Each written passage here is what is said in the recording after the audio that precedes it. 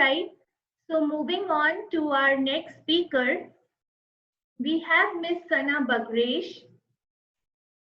Sana is CEO of Brand Moxie and founder of Tamakkam. She provides high-level consulting to government entities in the areas of innovation, entrepreneurship, communication strategies, and digital marketing. Ms. Bagersh has served as a government consultant in the areas of stakeholder engagement, partnership building, communication strategy, innovation, building in entities such as Abu Dhabi Municipality, the Abu Dhabi Department of Economic Development, Emirates Foundation, and the Higher College of Technology. We welcome you, Ms. Sana Bagersh, on behalf of the entire MySquation team and participants to talk on how interculturalism can drive innovation. Over the mic to you. Thank you.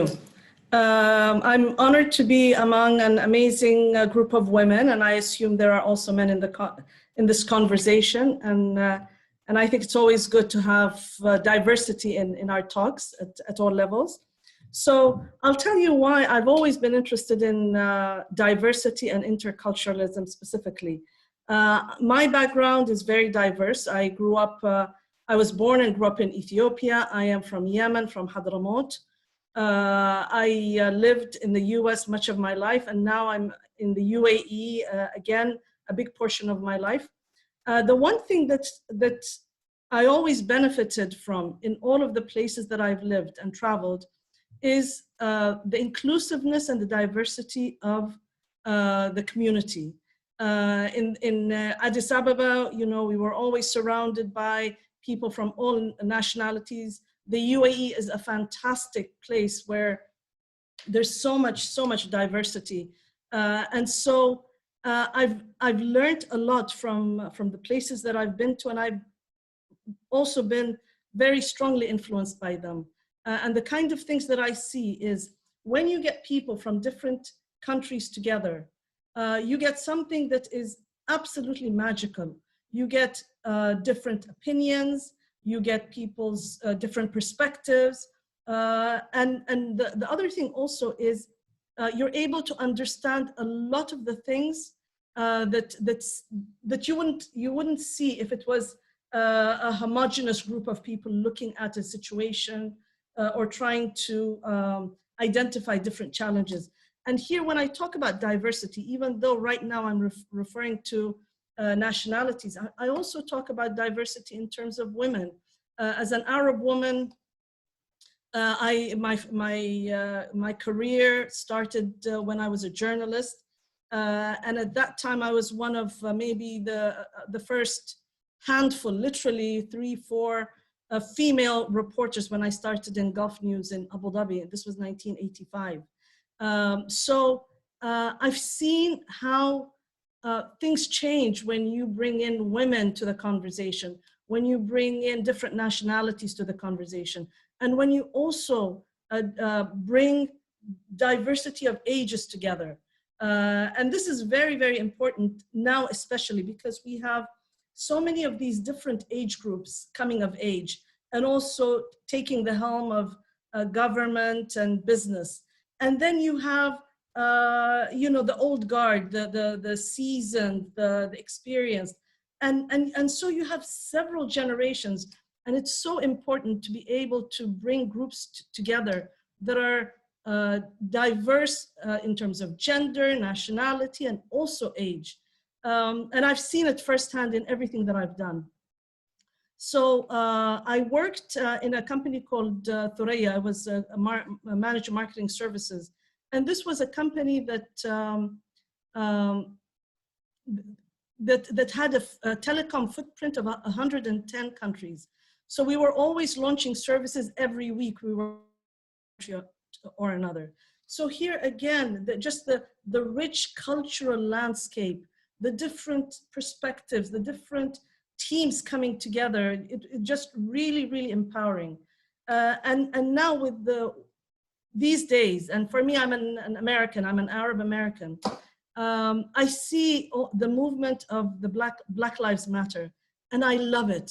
I love what's going on in the States. I'm going to be flying maybe next month to Seattle, Washington, and I can't wait because I feel like change is coming, and it's good change. Anytime we can start talking about some of these issues, confronting them, and not being shy to actually address a lot of these issues, that's where we give power to people. And this is where we can unlock the kind of magic that you get when people are listened to, they're treated fairly, they're brought to the table, and they are engaged as well. So I'm very, very excited about going to Seattle, and this is as soon as it's safe to fly, and you know, all of these different considerations.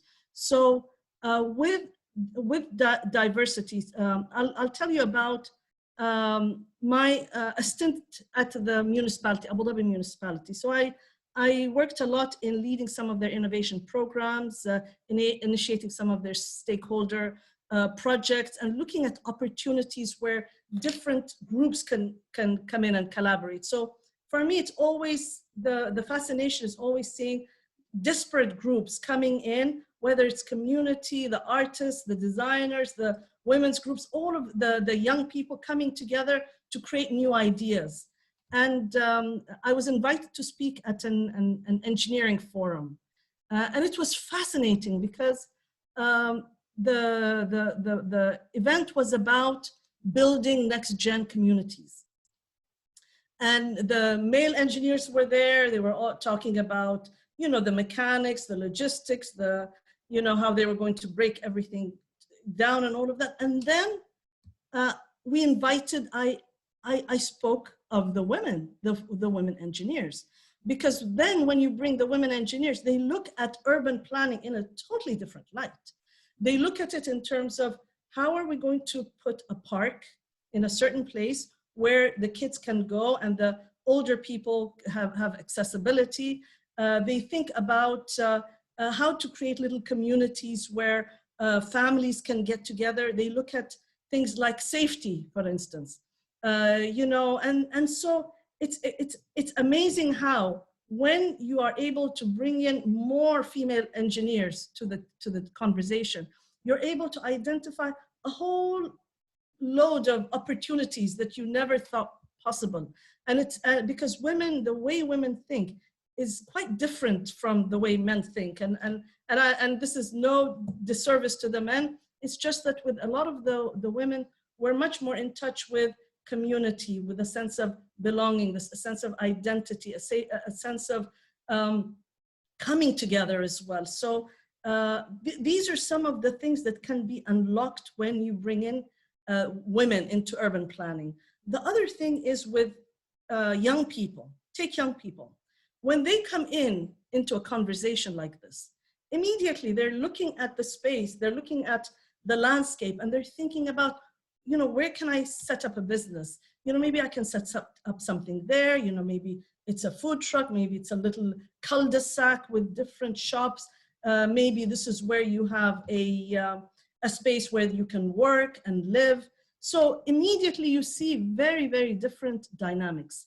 And then you bring in people who, you know, maybe have a different point of view in their country, and they might bring in some of the ideas that engage you in terms of sustainability, in terms of how to grow gardens within cities, how to make them come alive with not just the usual things that we look at cities, the transportation, you know, and some of the amenities, but bring in new life, you know, bring in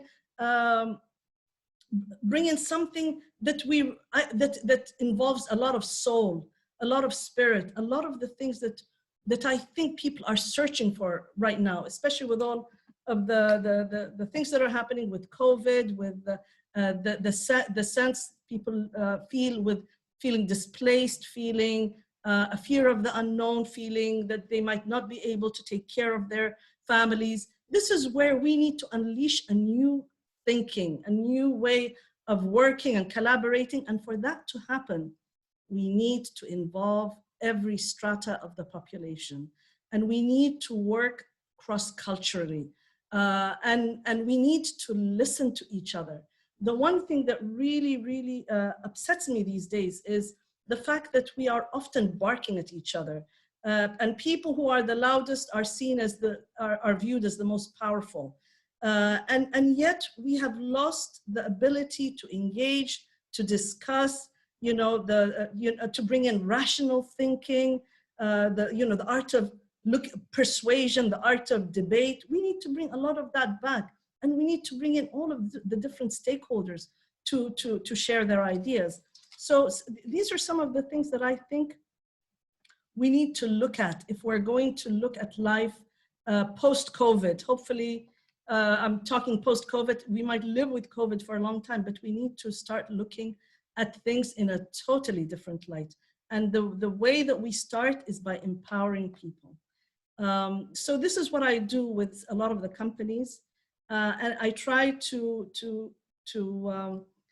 show them how bringing in very disparate groups, very diverse groups together to the table, how you'll be able to see new realities, different perspectives. You'll have more empathy towards certain situations, but it really expands the scope and enriches your ability to identify new market opportunities as well. So this is a very key area. And so among the things that I talk to companies about is how to create this culture of inclusivity, of diversity. How do you do that? You identify first that there are two kinds of diversity. One is acquired and one is inherent. So inherent is, okay, I'm a woman, I'm a hijabi, I'm a Muslim, this is who I am. But acquired is when you bring in people who have traveled, who have experienced other things, who have studied other cultures as well. And so among the things that we do, and this is my firm with Tamakkan, with Brand Moxie, is we try to bring people together. Because the one thing that I've always found is the more you meet people of other cultures, the more you are likely to broaden your perspective, understand where they're coming from, and be able to have a conversation with them. So I tell people, you want to know, you really want to know more about other people, talk to them, make friends from all the different countries in the world. And the lovely thing that I'm so encouraged about these days is the fact that technology is a huge enabler. It's a huge enabler. If you look at my Facebook, profile, and I engage, and I invite all of you to send me a friend request, you'll see the diversity of my friends. I have a friend or friends in almost every country of the world. And we talk, we converse, we splinter into groups, we reach out to each other, and it's an amazing community, because sometimes you have someone saying, look guys, I'm going to be dropping into Venice. Anybody there from the community, and you get people coming together to talk, to become a community as well. So what technology is giving us is the ability to be able to reach out across our physical limitations. And I think that's a very, very good place to start. So I encourage all of you, whoever has a company, try to bring in people from different ages, different genders, different groups. And the amazing thing with technology now as well, another huge empowering dynamic is the fact that you can work remotely from anywhere. And that's absolutely amazing, because it means that if you have a physical disability, you will still be able to work and produce. And for me, I work, I've consulted for the government in different areas. And one of it was women who are, come from very conservative background in some of the remote areas. Their husbands don't allow them to work outside in, in traditional spaces. So here, imagine these women are being empowered through their Instagram businesses, through the e-commerce shops they've set up, and also through a lot of the the freelancer, platforms. So engage with some of these people who are from different places, different areas, people who have different ideas, and maybe some of them can challenge you. And that's not a bad thing. Maybe that will unlock a whole idea stream that you didn't even think was possible. So this is what I think is very important, and I hope everybody explores these amazing opportunities that are opening up for us. So this is my presentation. Thank you so much, Ms. Sana. That was really nice. Some points you mentioned during the presentation, like one of them I really connected with that point where you said that when there is a debate and the person who's shouting is often perceived as the most powerful person. I can really relate with it because I, being a soft spoken, often people take it as someone who cannot perform due to being soft spoken. So that is something I can really connect with. But that's not the truth. The loudest is not the most powerful. They can be equal. Absolutely. Don't let them quieten you, Saloni. Stand up for yourself. But what it means in a lot of organizations is diversity has to happen even among management as well. You need managers who are also from diverse backgrounds, because then you give people a chance to speak. That's the most empowering thing, is when you actually listen to your staff. That's great. Thank you so much for sharing those insights. We have few questions that the audience would like to ask. So the first question is, how do we deal with women already presenting signs of being toxic managers, leaders, to a point that any contribution from fellow male or female that contradicts their point of view is seen as fighting their leadership? Saloni, I've heard so much about these toxic managers. They're not just women, they're also men. There are men and women toxic managers.